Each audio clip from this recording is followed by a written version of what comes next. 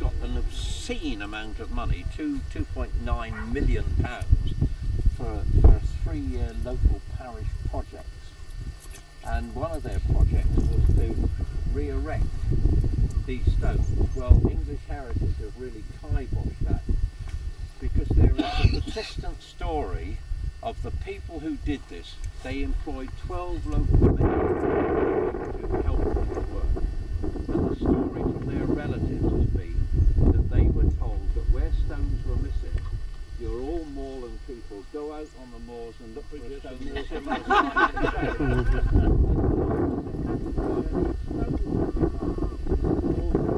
A moorland which has been used for the production of granite for buildings. Well, they failed in one particular spot, and so we really don't have any idea of how many are original and how many are.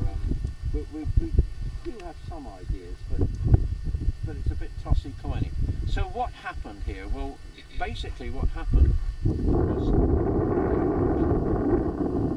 they took every stone that had fallen and they excavated the socket that it was put in. On most of the sockets, the stone lines with padded packing on the outside. Surprisingly, most of the stones went in sharp side down, almost the opposite of what you'd expect from reasonable stone erecting. And I had been told that the Americans had knocked some of these stones down, which I still believe to be true, and that they had been made to re-erect them. And you can see there's one stone on the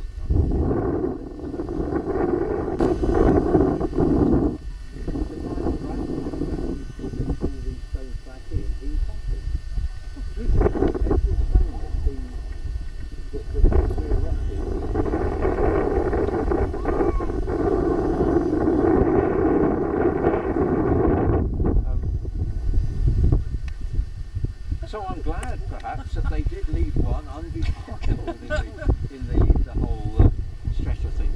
Now, because Cornwall has a high number of immigrants now in internal population movement, about 54% of the children who are taught in Cornish schools are not of Cornish birth or origin. And this has led to a large number of people coming into this county and with very little knowledge of this county starting to write about their favourite places, and we've had some really bad literature written about Cornwall in the last 30 or 40 years. But one of the things I read the other day, which I've never heard before and there's no substance for, and I believe comes more from the roll-right stones than it comes from here, is that you can't count the number of stones in this stone circle.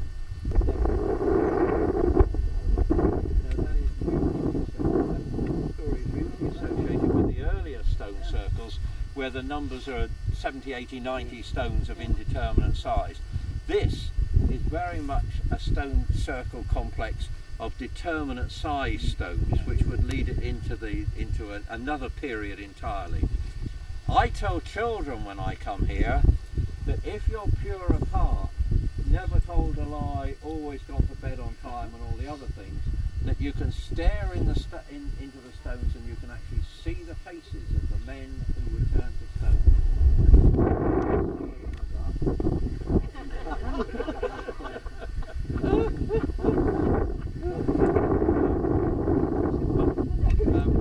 Now the iconic thing about these stone circles is that the Minion's Mound behind us, tucked away in the gorse over there, and the line through the Minion stone circles.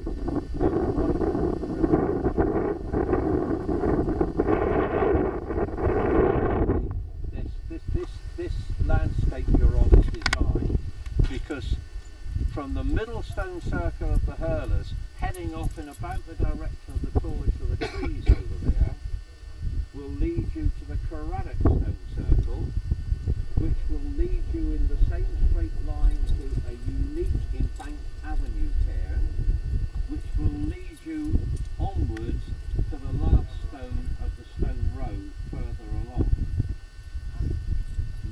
No monument is visible from another. So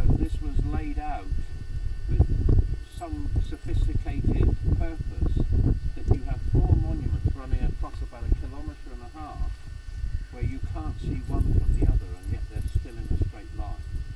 And the other thing about Dartmoor I'm going to leave you waiting for until my evening talk, because there is something else to come from that. So you are on, I believe, the largest